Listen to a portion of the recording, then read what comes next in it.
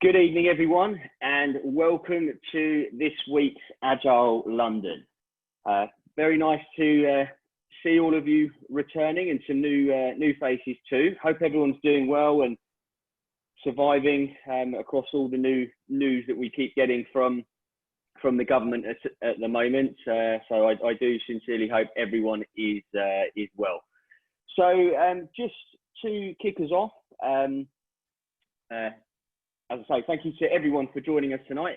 My name's Alex. I work for Oliver Bernard, and this is actually our 100th online event since the start of lockdown. So it's been a massive effort by everyone at Oliver Bernard, and just want to say thank you to everyone for joining us and getting involved in these events. Just a couple of house rules. Can I just please remind everyone to remain on mute throughout this session? But what is going to be slightly different about this one is Chris, who's our speaker for this evening. We really are actively encouraging everyone getting involved tonight.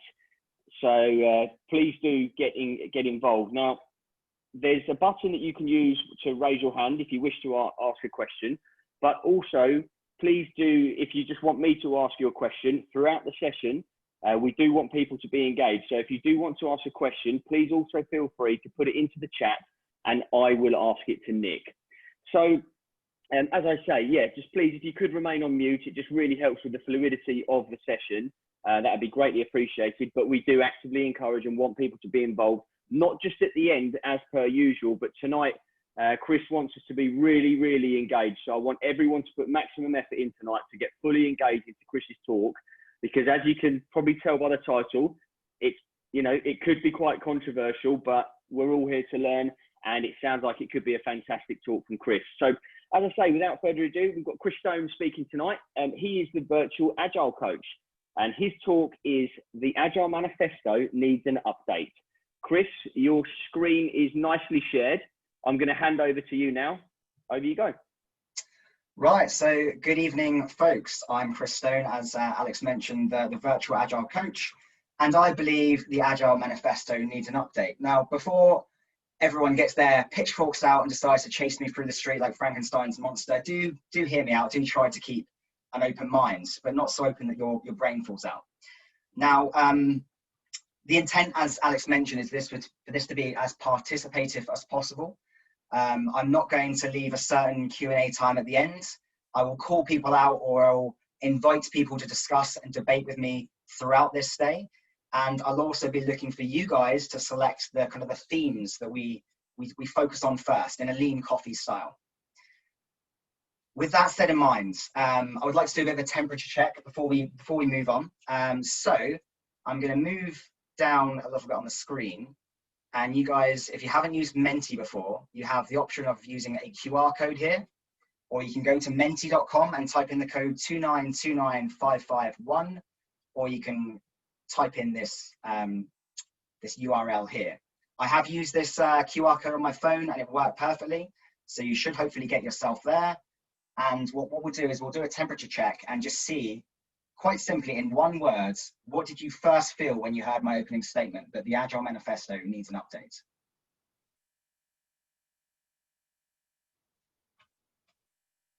So we'll give it a minute or two for people to arrive on Menti. We'll be using this tool quite regularly throughout the day, throughout the evening.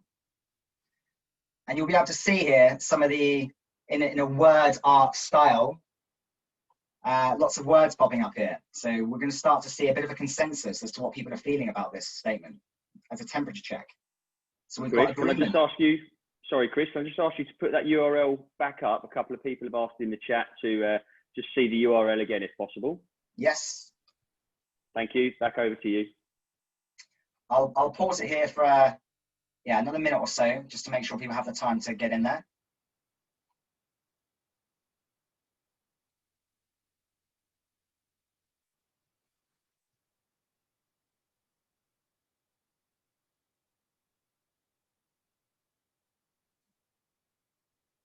So we've got 38 of us. Might be worth posting it in the chat as well, Chris, if you are able to do that. Can you copy and paste from your side? Give me a second. Come out of that mode.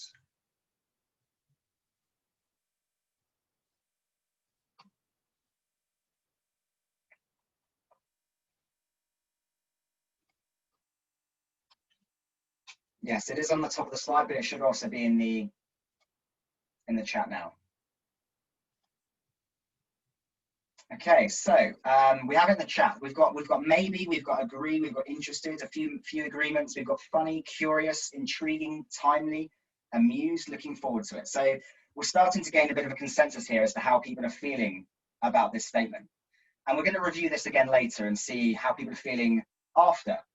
There's a bit of a consensus. Some people are agreeing, some people are intrigued. I've honestly heard very visceral responses when I've engaged people in debate on this. Some people feel shocked by it. They don't like it. So it's interesting to see what people's responses are. So we've acknowledged where we all are. Before we start, I'd like to admit to you guys, to confess, this is my first time giving a talk at an event like this. The sum total of my public speaking experience outside of training agile teams and delivering training was a fairly intoxicated speech at my wedding last year.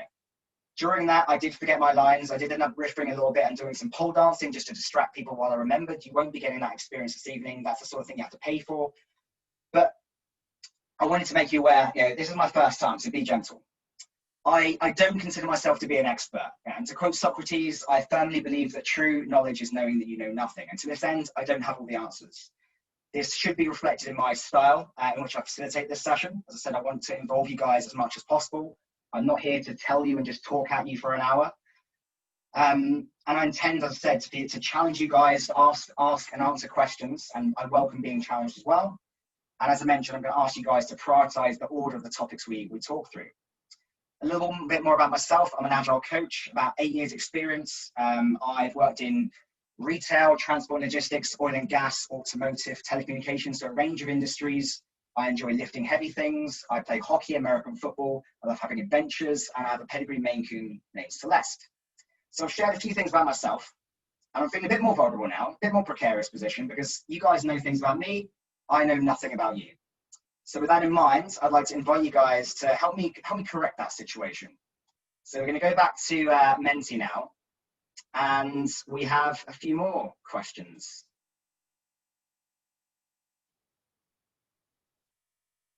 So if everyone can, it should be the same link you were using previously.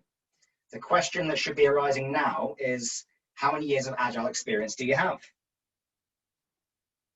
And you'll start to see a pie chart forming, just giving us a bit of view as to our collective experience here. So there's a number of 5 to 8 years, some less than 1 year, 3 to 5 years. The majority seems to be 5 to 8 years at the moment. Just give it another 30 seconds or so for results to come through here. It does look like the majority is 5 to 8 years.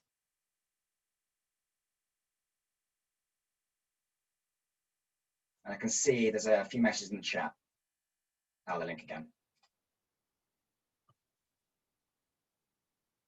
Okay, so 5 to 8 years is our majority, with only a few people on the 1 to 2 years, and then one person with 15 years plus. Let's go to our next question. What industry are you in? I've mentioned I've been across a number of industries. I'd like to hear where you guys are as well.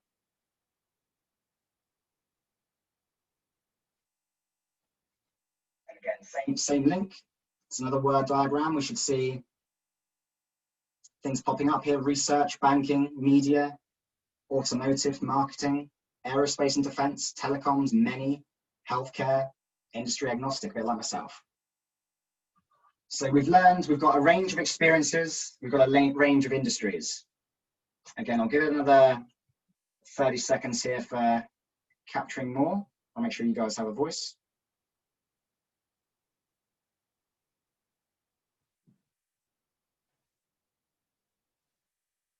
Entertainment, software industry, financial. There we go. Pretty much every industry I can think of is represented, which is wonderful. What's your job title is the next one. And this is the penultimate question for now, and then we're going to get into the meat of the topics.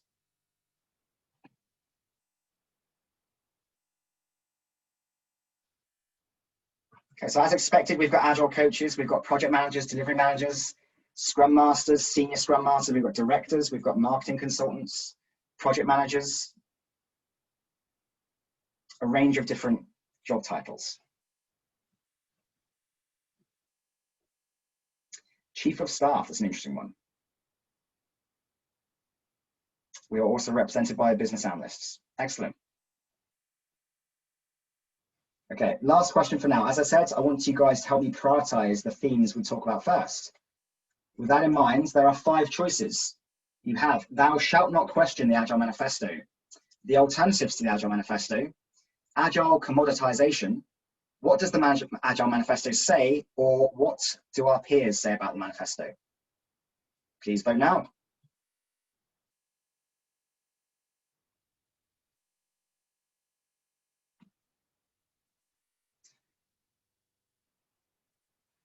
Okay, so it's a very, very strongly in favor of the alternatives, which again tells me something. People are wanting to see what else is out there.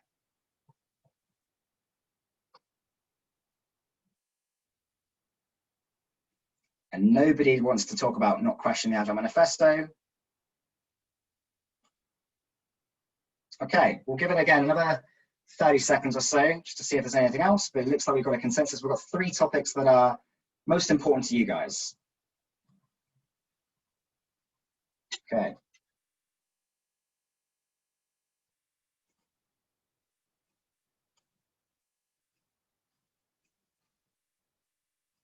So to discuss, what are the alternatives? Number 1, commoditization. Number 2, and peers. What does the industry say, basically? Okay, so before we go into that topic, there's just one, well, there's a few caveats I would like to acknowledge before we start in earnest. I'd like to highlight these as a way of me demonstrating what this talk is not about, you know, what outcomes I'm not looking to achieve from this. So this isn't part of any sort of cancellation culture. I'm not trying to rewrite history. Those who rewrite history, I feel, are doomed to repeat their mistakes. We should acknowledge and recognize that the 2001 manifesto, when it was created, is a historical document and a revolutionary one, which was the product of its time. Point 1. Point 2, this is not about change for change's sake. It's not about just saying we should change it just to do it. It's because I believe that we need to practice what we preach and review the Agile Manifesto to see if it's still fit for our needs. I'm not here in any way to say that the pioneers of Manifesto had any ill intent at all. Far from it. What I'm looking at this from is a lens of unconditional positive regard, and that they did so back in 2001, doing the best job they could at the time with the information they had, the skills and their abilities, and the resources available. It's also not an attempt to create any factions like a 2001 manifesto versus a revised one. It's not about any sort of old versus new, things like that. There are some people who will believe that the original manifesto is perfect as it is, and if it meets their needs, their situation, fine. Who am I to say otherwise? And lastly, I don't have any data currently to support the view that it needs to change. But that doesn't mean that it can't change and can't be better. We should at least commit to examining that. Now, hopefully you can tell I've got a bit of passion about this subject. I'm willing to go out there and try and get some data with people's help as much as possible. I'm willing to learn from my mistakes and fail, you know, relentlessly if I need to. Okay. Now, can you guys see my image on the screen here? Can I get a thumbs up, Alex? Thank you. So what do you guys observe about this group of people? This is where I'm looking for people to talk. So if we could have some hand raisers and things like that, if you want to chip in.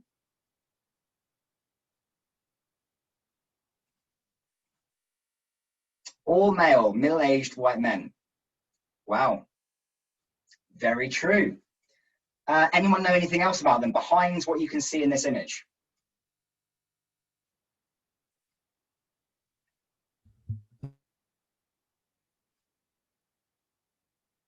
Okay, they were, well, where are the young people? Yeah, so they're all of a certain age, they're all of a certain demographic, they are all from IT. They are all from the software engineering perspective. Now, a question to you guys, does that make what they created wrong? Maybe do like an up and down vote in the emoji. in the chat. Just up if you think it's wrong, down if you think it's not. Very easy.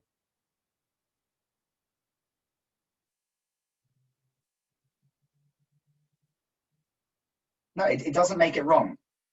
But what it does mean is that I honestly, nobody here will ever convince me that that is a representative lens, a diverse lens in which to look through, and therefore that it couldn't be better.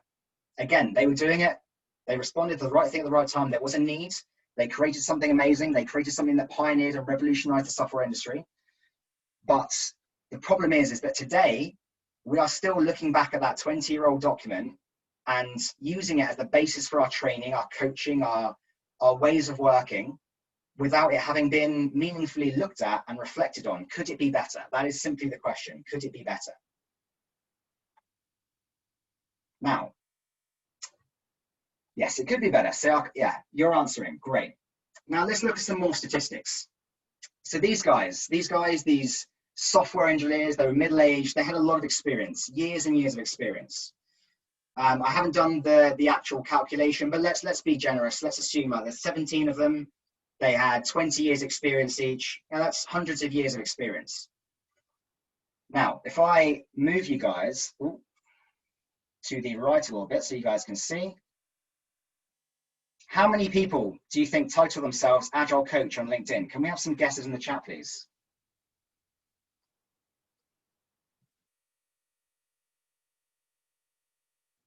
2,000? Too many? Too many? Yeah? 1 million?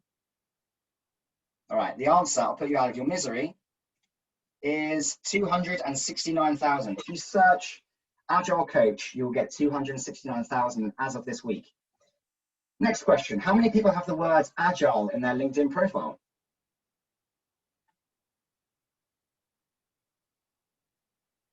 Everyone in IT. 10 million. A few million. Every IT professional. My middle name is Agile. I wish my middle name was Agile. I genuinely had a great debate on LinkedIn the other day about whether I should call my future child Kanban or, quite lovingly, in progress. Now, that kid might get bullied, right? But I think it's quite endearing to be called in progress as a constant reminder that you are always improving. Now, the answer is 5,820,000 people have the title or have in their title Agile. Now, if I was to do some really rough calculations here and assume that every one of those people had only 1 month of Agile experience, which is very, very rough, right? It's probably unkind to them. We would have a total of 485,000 years of experience. That's a lot of experience.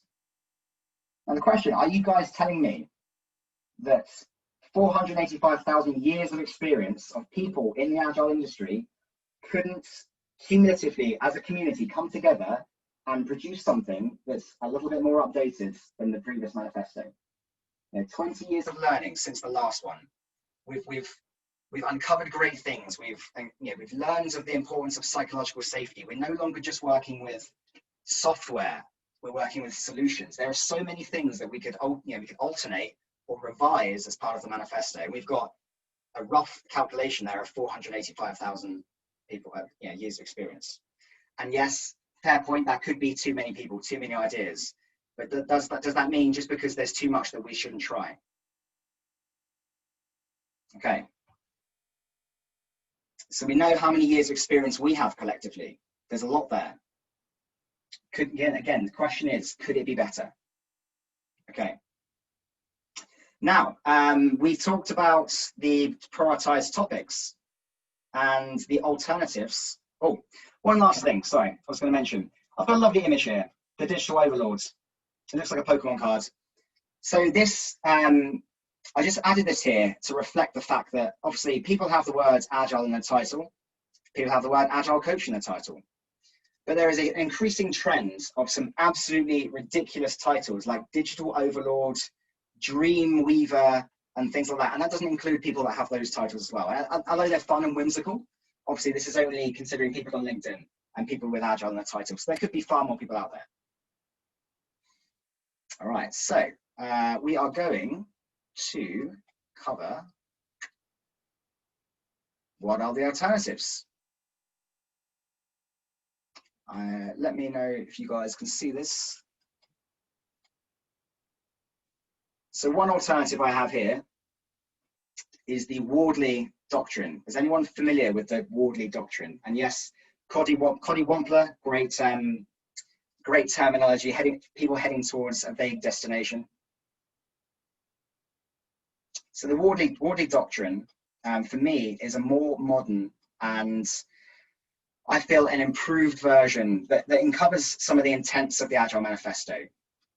I'm happy to share this as a resource out to people outside of this. I wouldn't say we should go through this in a huge amount of detail, but I'm letting you guys know that it's there, right? So it focuses on a phased approach. Please share, will do. It focuses on a phased approach to knowing your users and your customers, systematically working towards learning, focusing on situational awareness, using common language, starting small, a huge focus on user needs, which obviously is in the original manifesto, customer collaboration over contract negotiation. But there's some things here that it doesn't mention, and includes using appropriate methods. This does not suggest that it's agile.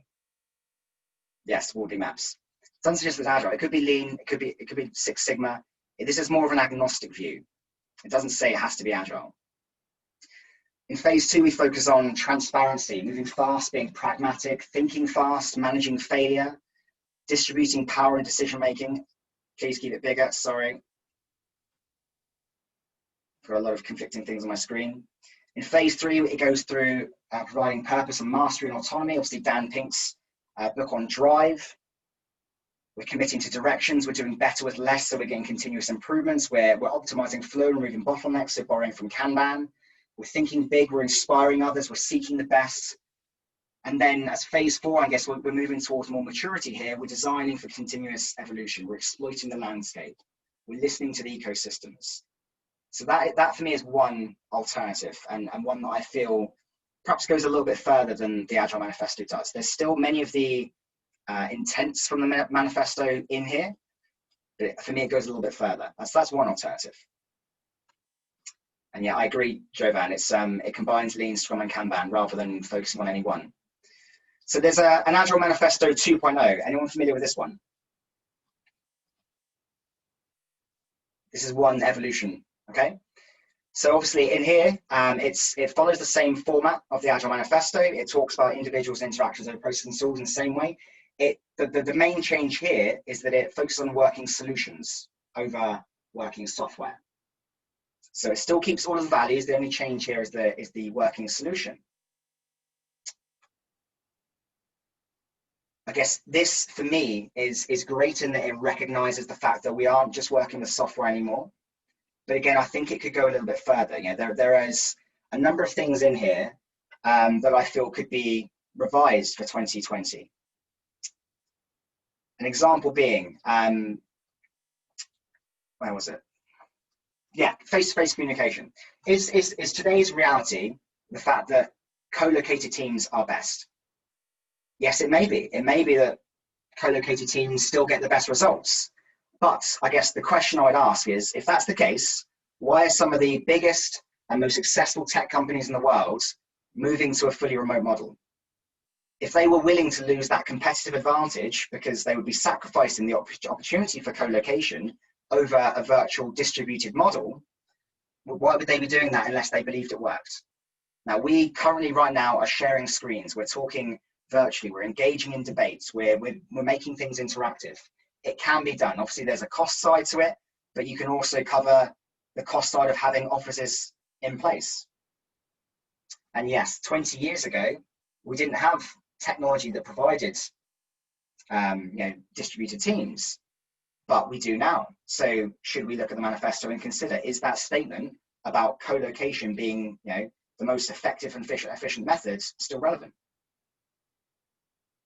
Open question.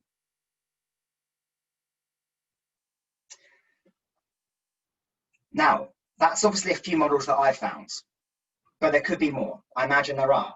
So I'd like you guys to let me know, share. Are there any that you're aware of? There may be resources here that I don't know about that could be of use to everyone here. So if you know of anyone, then please do share them in the chat. Any links, any resources? I'm sure that'll be helpful to everyone.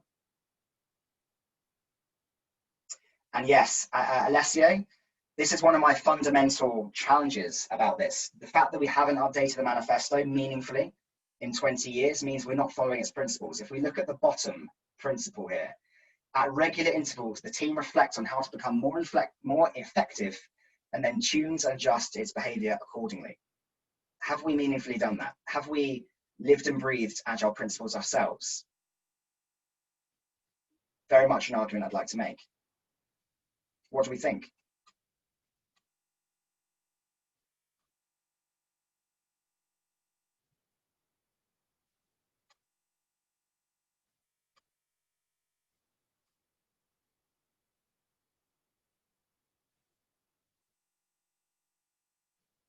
So the org culture determines approach, absolutely. Continuous improvement is what we should always aspire towards. For me, I personally feel, as I said, the manifesto in 2001 was revolutionary. It was a product of its time. I do feel strongly that if we had a community-led initiative where we all came together and did a retrospective and examined the alternatives, we thought about what could be better about it. We examined whether it was still fit for purpose in 2020.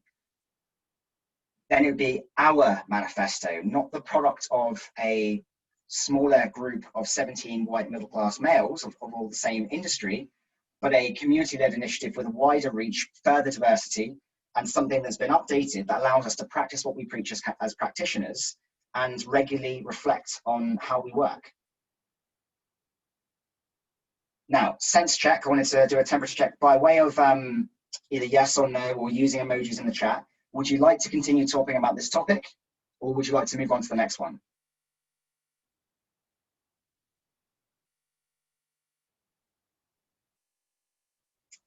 Move on, all right. Clear consensus there. So the next one, agile commoditization.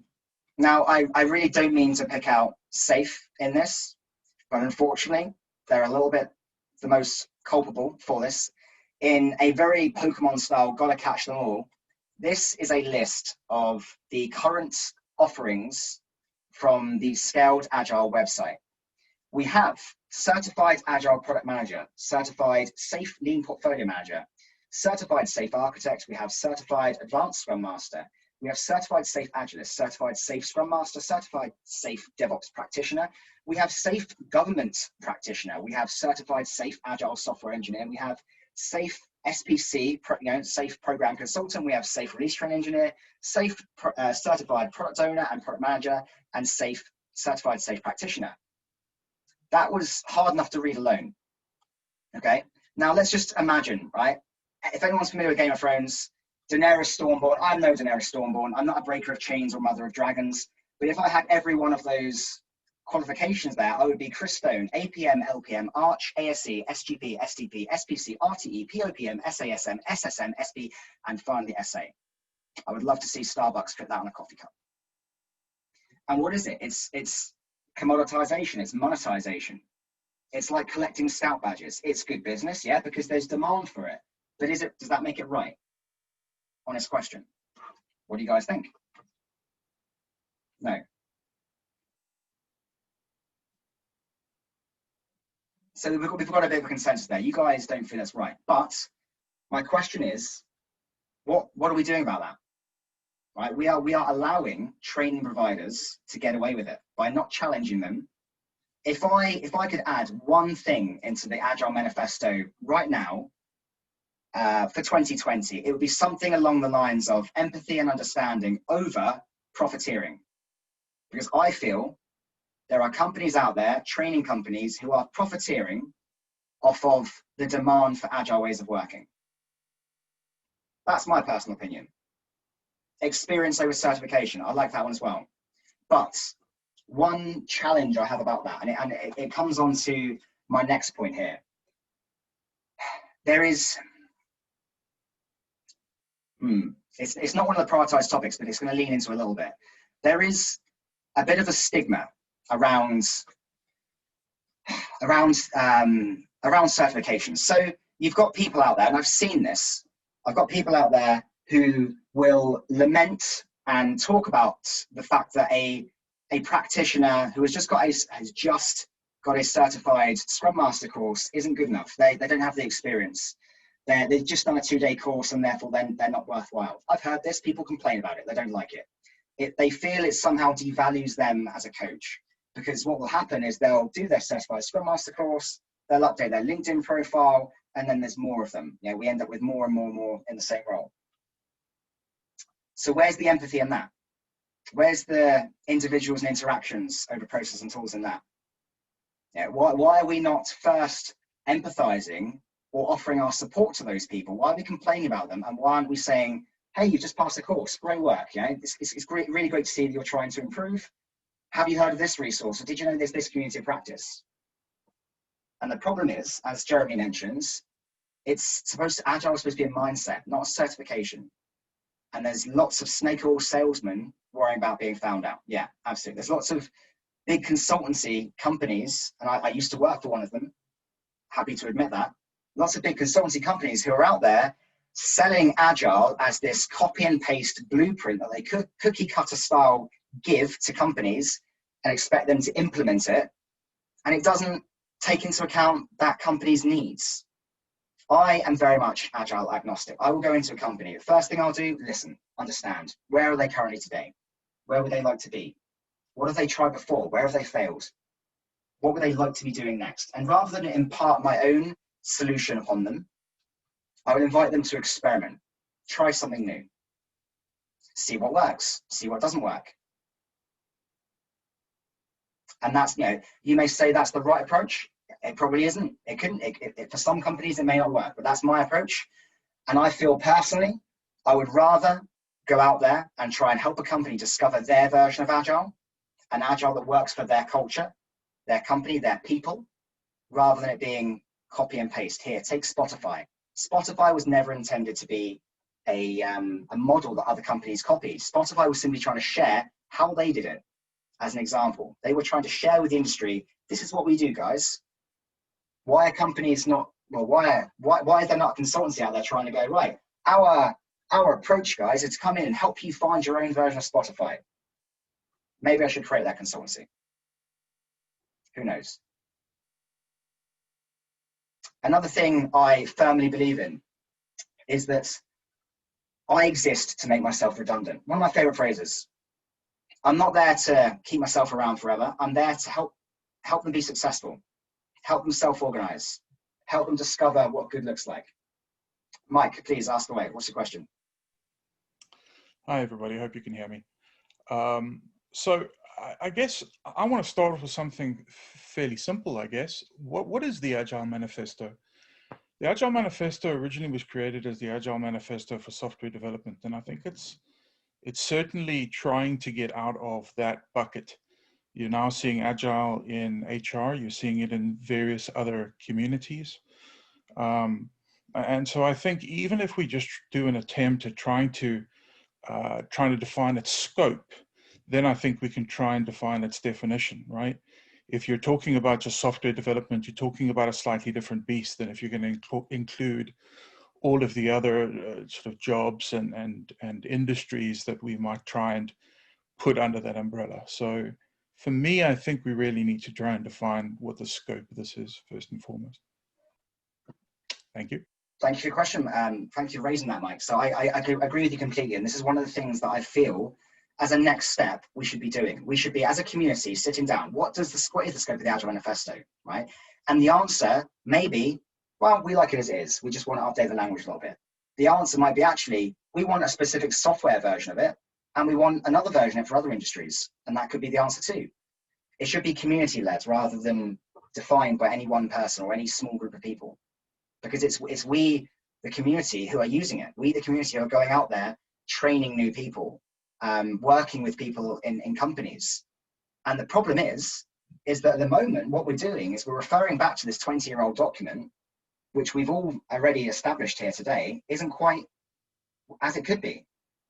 Femi, you want to ask a question? Hi, my name is Femi.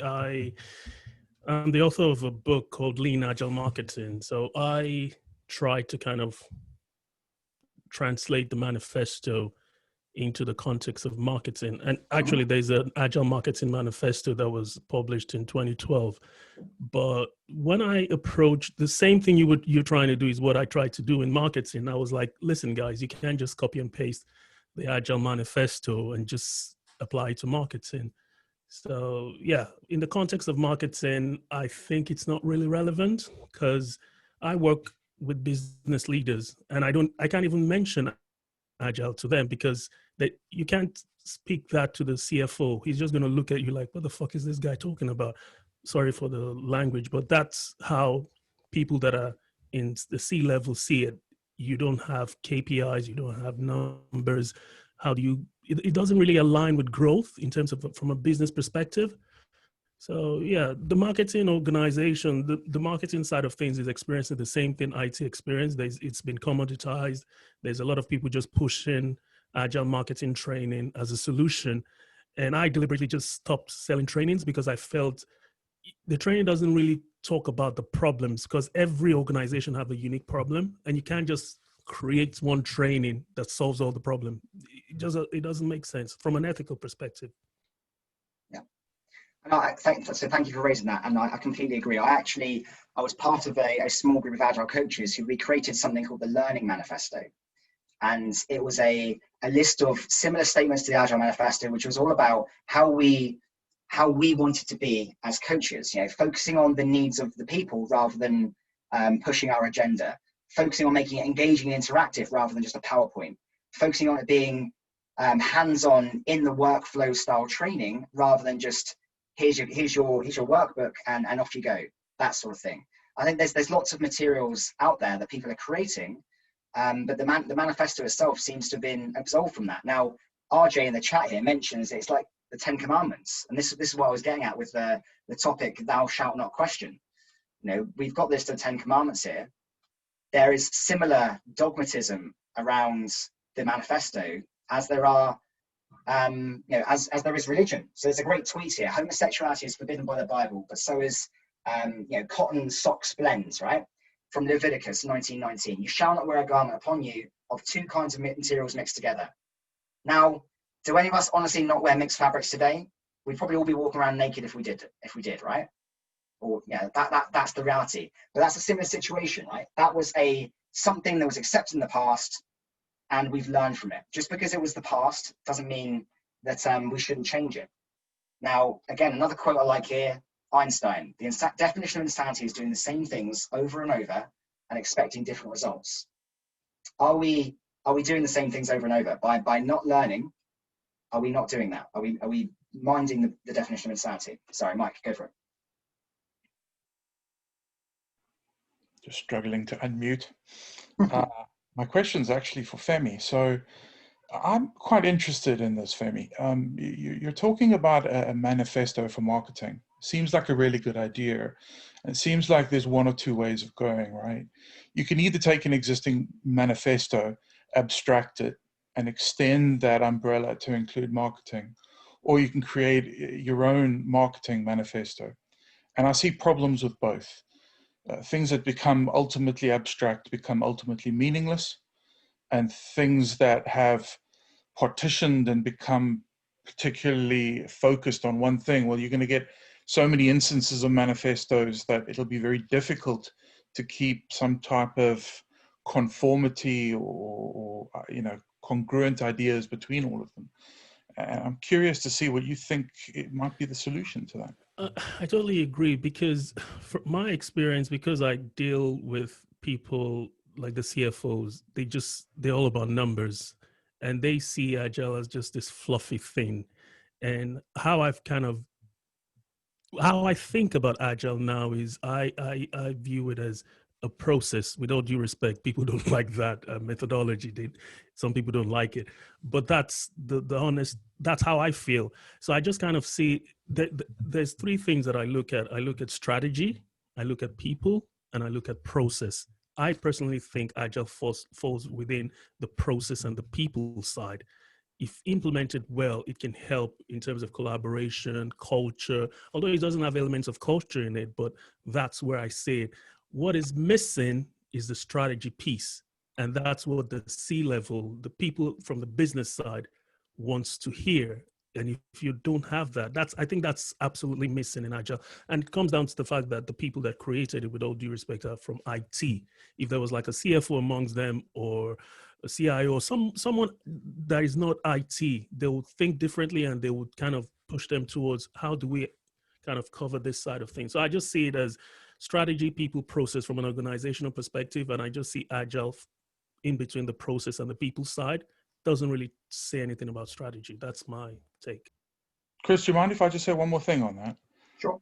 And I wonder if you could aid me a little. You've got the Agile Manifesto there and the 12 principles below it. I wonder if you could just highlight the first principle for me. Oh, hold on, I'm on the wrong screen. I just want to make sure that we're all on the same page. There we go.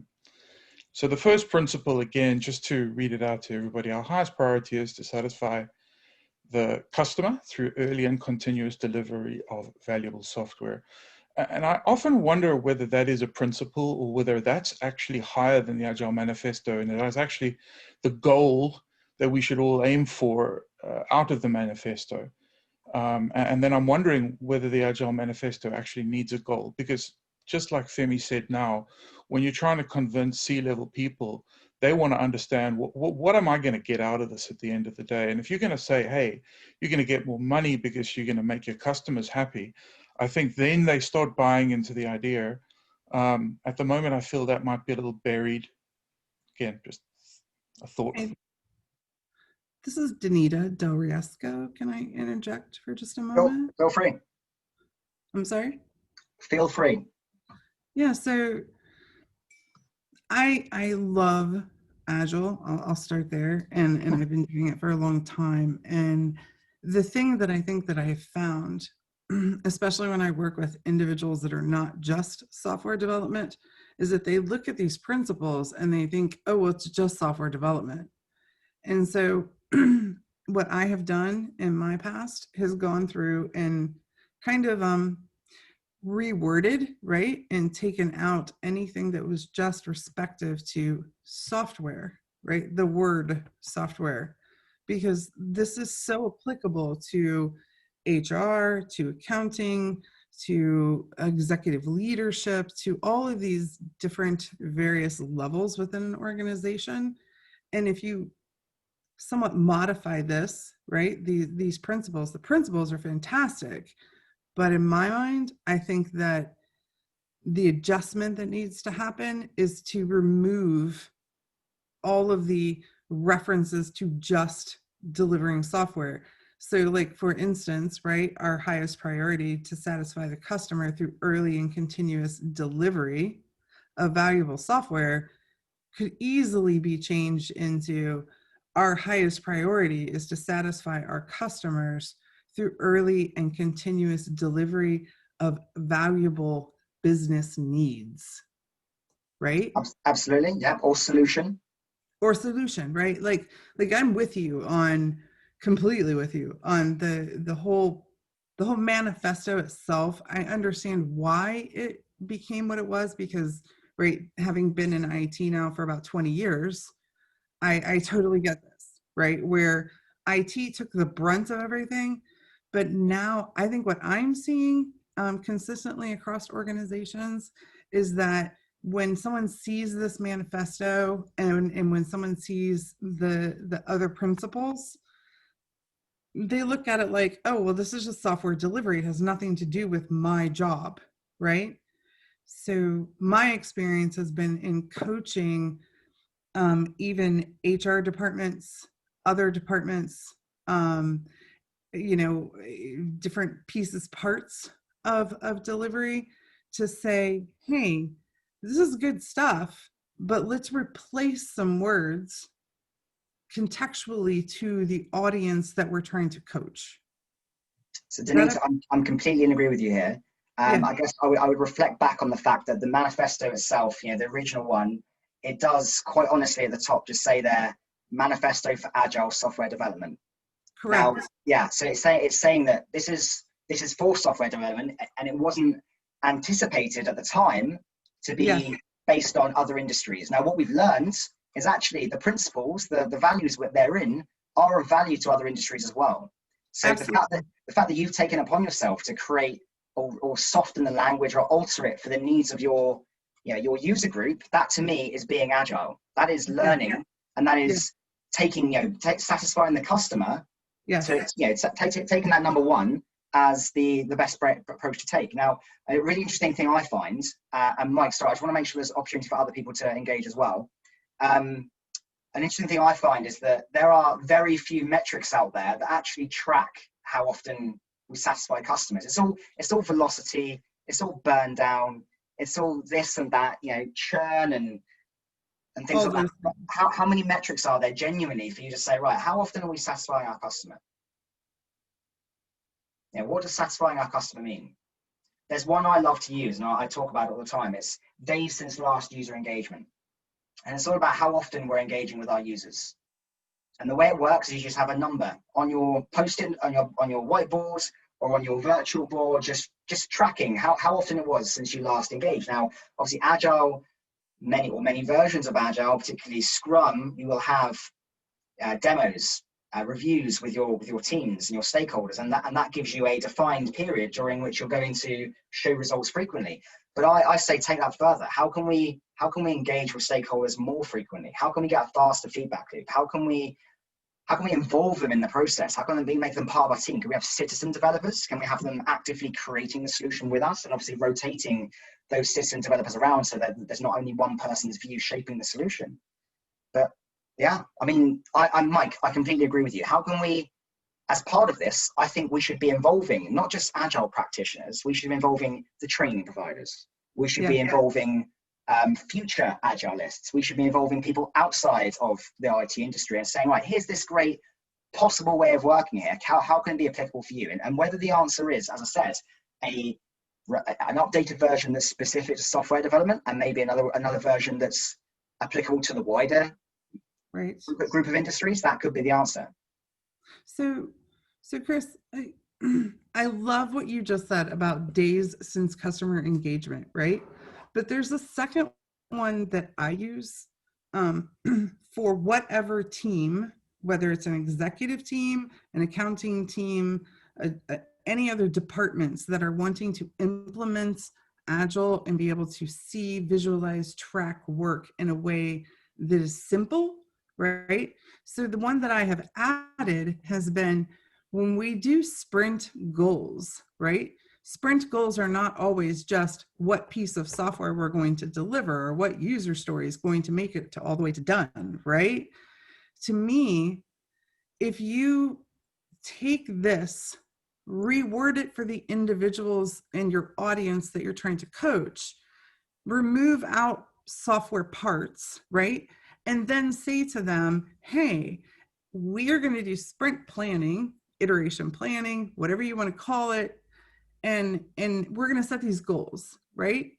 And we're going to hope and discuss that these goals are accomplishable in just the next 2 weeks, right? We have a roadmap. We have a thing that we want to get to eventually, but then we have the time box, right? So what I've done has been, let's list out the goals and I measure the goals. So with new teams that I have coached, I guide them into the possibility that we could hit 70% of our sprint goals 90% of the time. And if we can do that, now we have something quantifiable, right? And then we can take it another step further and say, hey, let's hit 80% of our goals 90% of the time, right? Because things happen, negotiations happen, that's okay. So I've moved a bit away from so much of the let's estimate each card, let's do that. And I've moved more into what is the definition of done for the work items that we're talking about, get everybody on the same page, have everybody doing what they need to do, and then still be able at the end of the 2 weeks to do our reflection. But instead of a burn down or velocity or any of those, my metric now has been specifically around, are we hitting the percentage of goals against a different organizational measurement, right? that allows these teams to say, yes, we're meeting our goals. Plus, it's a huge win, right? The teams love it. They love celebrating that, wow, we tried to get 80% of our sprint goals done. This sprint, we got 90%.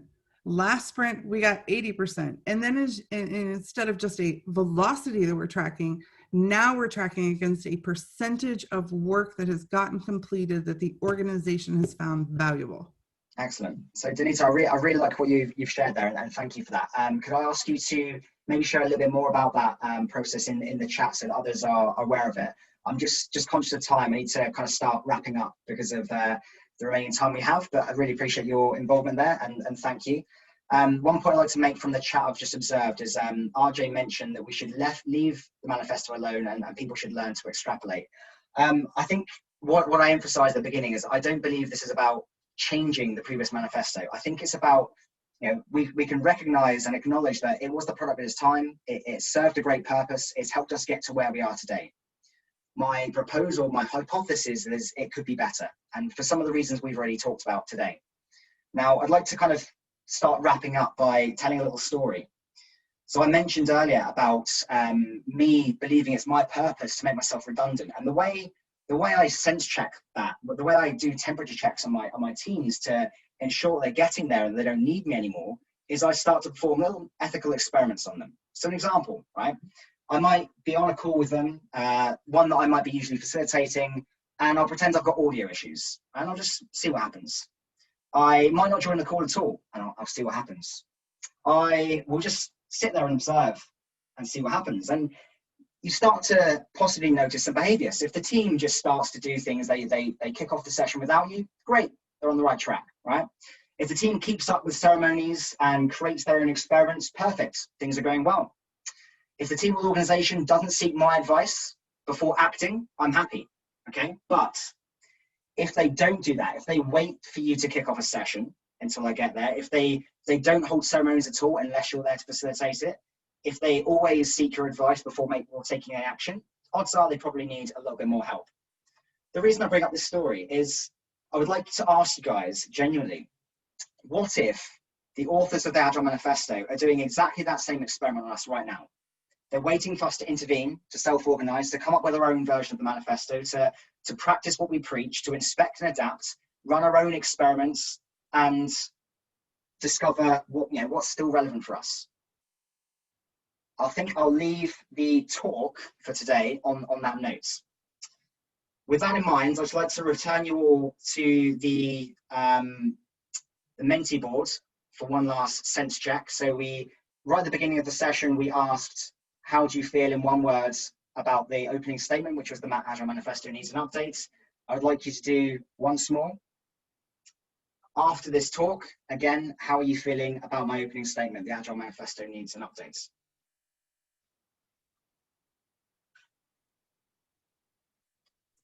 Can everyone? Yes. See it? Yeah. It does. It does. It does.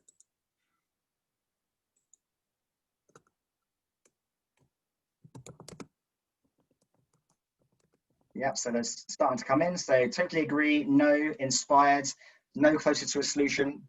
Absolutely fair point.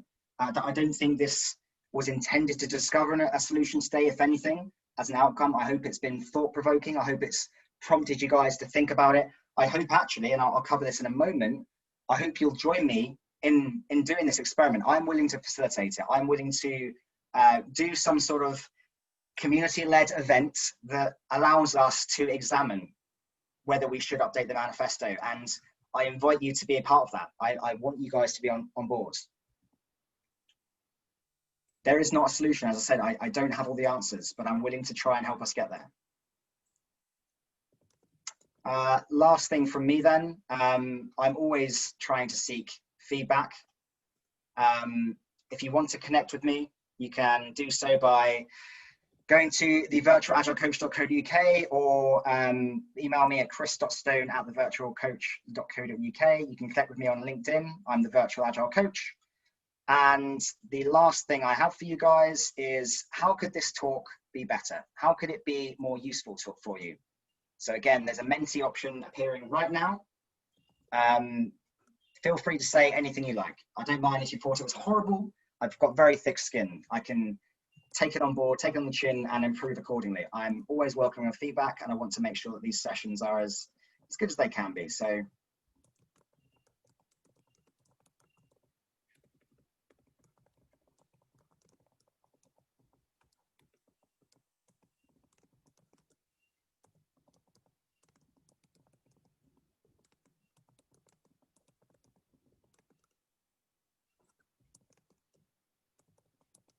I'm sorry to hear you felt like it was being in a classroom. I'll try and work on that. Can you let me know how you feel it could be better? How could it be less like a classroom?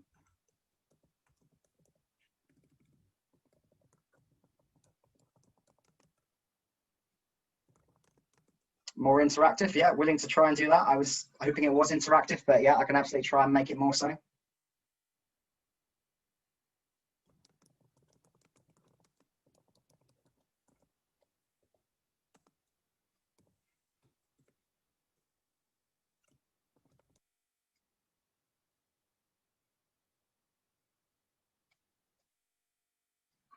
Menti is absolutely one of my favorite tools. It's really good for engagement, for classes facilitating, for town hall sessions. It's a great way to promote engagement and interactivity and allow people to have their voice.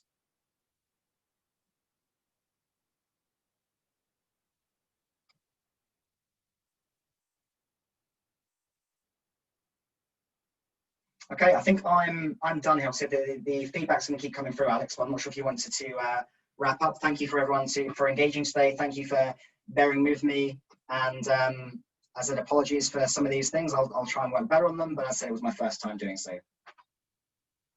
Chris, fantastic job. Thank you.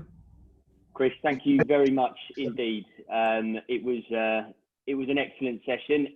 Actually, I would go as far to say as that was our most engaged session from any Agile London I've run. And as I say, this is our 100th meetup that we've done. I've probably done 30 Agile Londons every Wednesday since March. And I can absolutely say this was the most engaging one from our audience. And from me personally, considering that was your first talk, Chris, you were excellent. You were very, very good. Obviously, all feedback is good feedback. So you can learn from some of that. But I thought it was excellent. Feedback from me is I thought you spoke very confidently, very concisely. If I agree with the one on the slides. Some of the talks we've had previously, the slides have filled the whole screen, and just like they are now. And that works really, really well. Menti seems excellent as well. This is the first time we've seen this on Agile London too. And this really got everyone engaged. So Chris, big thumbs up from me. I thought you were excellent. Do you want to just unshare your screen? Yep. So thank you very much to everyone for joining us here at Agile London this week.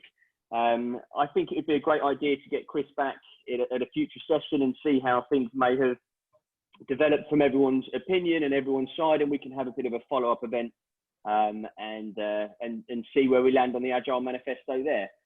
So yes, we are back next week. This session is recorded. I just want to say a massive thank you to everyone for joining us this evening, and a massive thank you to Chris. It's not easy stepping up and creating an event from scratch and putting your front foot forward. And Chris actually approached me to ask if he could be involved. So, massive kudos there. So if anybody else does want to get involved and wants to do a talk, please do reach out. I'm always looking for speakers.